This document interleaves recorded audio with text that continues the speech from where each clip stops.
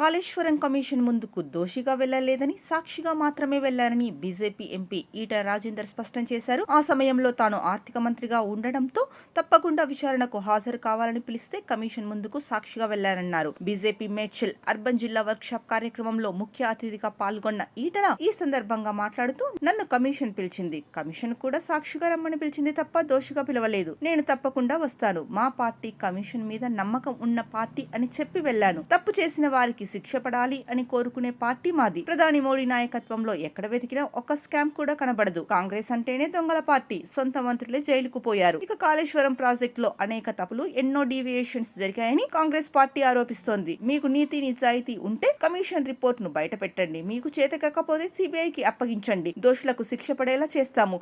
ఇప్పుడున్న కమిషన్ ను 6 సార్లు పొడిగించారు. దోషులను బయట పెట్టకపోతే మీకు శిక్ష తప్పదు. కాంగ్రెస్ బీఆర్ఎస్ వాళ్ళు మన మీద మాటల దాడి చేస్తారు. ఈ ఆరోపణలను, దాడులను తిప్పికొట్టే సత్తా బీజేపీ కార్యకర్తలకు ఉండాలని ఈటెల రాజేందర్ అన్నారు.